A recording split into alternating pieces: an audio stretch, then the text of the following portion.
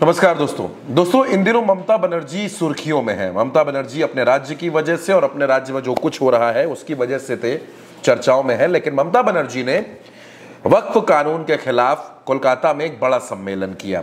इस सम्मेलन में पश्चिम बंगाल के सभी जिलों से तमाम मुस्लिम नेता, तमाम इमाम, मौलवी, वो सब पहुंचे।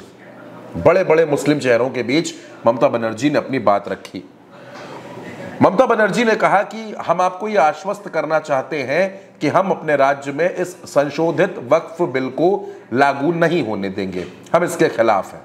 दोस्तों, पश्चिम बंगाल वो पहला राज्य है जिसने वक्फ कानून का विरोध किया है। इसके बाद झारखंड ने भी इसको लागू करने से इनकार कर दिया था और अब ममता बनर्जी ने यह सम्मेलन बुलाया। पश्चिम बंगाल में चुनाव अगले साल होना है। अपने इस सम्मेलन में ममता बनर्जी भारतीय जनता पार्टी पर हमलावर रही। खूब हमला उन्होंने बोला, लेकिन उनके निशाने पर दो चेहरे और रहे और वो दोनों चेहरे नीतीश कुमार और चंद्रबाबू नायडू।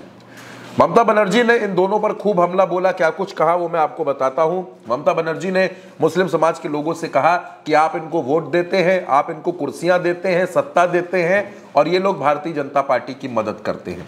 ममता बनर्जी ने कहा कि चंद्रबाबू नायडू को देखिए, वो चुप है, नीतीश बाबू चुप है, आप सभी उन्हें वोट देते हैं लेकिन वे सत्ता के लिए आप सभी की बलि चढ़ा सकते हैं। आप नीतीश को वोट देते हैं लेकिन वो पूरा समर्थन बीजेपी को देते हैं। इससे उन्हें क्या मिल जाता है? थोड़ा सा पावर। ये बात ममता बनर्जी ने मुस्लिम समाज के लोगों के बीच में कही, नीतीश और नायडू पर निशाना साधते हुए कही। साथ ही साथ ममता बनर्जी ने इंडिया गठबंधन के तमाम दलों से अपील की कि एक साथ आइए, एकजुट होइए और हमें मिलकर भारतीय जनता पार्टी का मुकाबला करना होगा। दोस्तों, ममता बनर्जी का तेवर बिल्कुल साफ है। वो लगातार मुस्लिमों के बीच में जा रही हैं और कह रही हैं कि नीतीश और नायडू की वजह से आप लोगों के साथ अन्याय हुआ।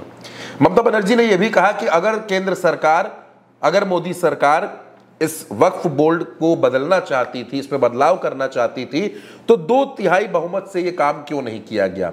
ऐसा इसलिए क्योंकि नरेंद्र मोदी के पास बहुमत नहीं है और बहुमत के लिए वो नीतीश और नायडू का सहारा लेते हैं।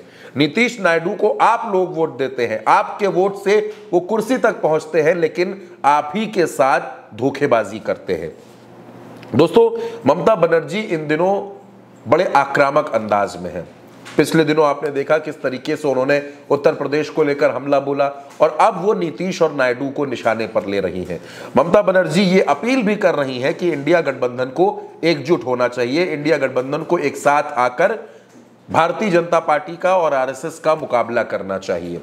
ममता बनर्जी के राज्य में चुनाव होना है, इसीलिए ममता चाहती है कि इंडिया ब्लॉक के जितने नेता हैं वो सब एकजुट होकर पश्चिम बंगाल में टीएमसी के साथ खड़े हों और इसीलिए ममता बनर्जी ने नीतीश और नायडू को भी आईना दिखाने की कोशिश की है, चेतावनी दी है, ताकि नीतीश और नायडू भी ये सोचें कि उनको एनडीए के साथ कब तक रहना है और आगे की राजनीति कैसे करनी है।